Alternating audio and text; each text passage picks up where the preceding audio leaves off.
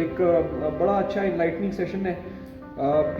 معاشرے کے اندر، اور خاص طور پر اس کو ہم انٹرفیتھ ہارمنی، جسے ہم مختلف بین المذاہب ہم آہنگی کہتے ہیں، اس کے موضوع کے اوپر ہم 1 گھنٹے کے لیے، شاید آپ لوگوں نے اس پہ ضرور غور کیا ہوگا، اس پہ سٹوریز بھی کی ہوں گی،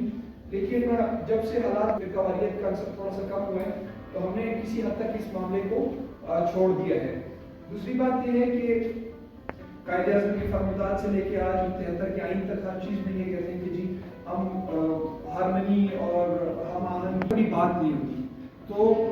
دونوں طریقے سے ایک طرح سے یہ ٹاپک ڈرائی بھی ہے، انٹرسٹنگ بھی ہے، اور 1 گھنٹے تک اس کے اوپر ہارمنی یا فیتھ اصل میں ہے کیا۔ فیتھ جسے ہم اردو میں عقیدہ، ایمان یا امید کا نام ایک دیتے ہیں، ٹھیک ہے۔ کی 2 بیسک ڈیفینیشنز ہیں ہمارے پاس۔ ایک فیتھ جو ہم ایمان لے کر آتے ہیں، جو ہمارا مذہب ہے، ایک فیتھ وہ ہے۔ دوسرا فیتھ یقین یا امید کے ساتھ ہم اس کو جوڑتے ہیں کہ مجھے آپ پر یقین ہے یا میں کسی چیز پر یقین رکھتا ہوں تو وہ میرا فیتھ بن جاتا ہے۔ اب فیتھ میں ہم ظاہر سی بات ہے ریلیجیس یا کسی بر اعظم تک یہ اصل میں فینومینا آ رہا ہے انٹرنیشنلی۔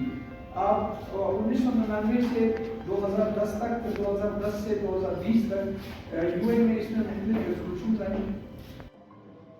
ایتھنیسٹی یا نیشنلٹی کی بنیاد پر بھی ہم فیتھ کے اثر کو دیکھتے ہیں۔ بین المذاہب یا مذہبی ہم آہنگی کی طرف زیادہ فوکس ہوگا۔ Strong belief in the doctrines of religion based on spiritual conviction rather than proof. اب یہاں جب ہم تھوڑی سی ہمیں جو پچھلی جو عقیدہ ہے یا ایمان ہے وہ ہم زیادہ روحانیت جس کا ہم ثبوت بہت کم مانتے ہیں، جیسے ہم سب مسلمان ایک جگہ پر پیدا ہوئے اور وہ کرسچینٹی کے اوپر اپنا ایمان لے آئے، تو ان کا فیتھ ایک ڈیولپ ہو گیا، انہوں نے پروف نہیں مانگا اس چیز کا، لیکن ہمارے والدین سے، فور فادر سے وہ چیز ہارمنی اصل میں ہے کیا۔ اگر میں اس کو بہت سمپل الفاظ میں آپ لوگوں سے بیان کروں کہ بین المذاہب انٹرفیتھ ہارمنی کا ایک اور جو basic Umang different faiths and religions پورا سیکشن ہے، ڈپارٹمنٹ ہے جو اس سارے عمل کے لیے کام کر رہا ہے، اور اسی طریقے سے اس کا اصل میں کام ایک پورے ونگ کا کام یہی ہے افیکٹڈ ان پاکستانی سوسائٹی کو بنایا گیا، لیکن ایک شخص اپنی جان سے چلا گیا، وہ شخص جو شاید یہاں سے امن، محبت یا عاشقی کا پیغام لے کر اپنے ملک میں جا سکتا تھا، تو وہ جب مارا جاتا ہے تو obvious سی بات ہے کہ یہ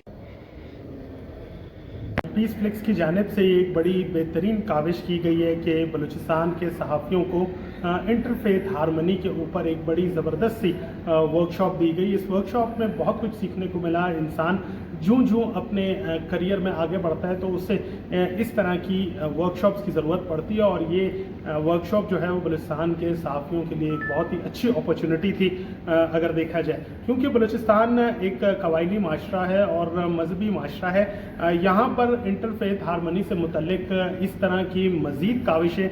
پیس فلکس کو کرنی چاہیے، تاکہ یہاں کے جو لوگ ہیں اور یہاں کے جو بالخصوص صحافی ہیں انہیں ایک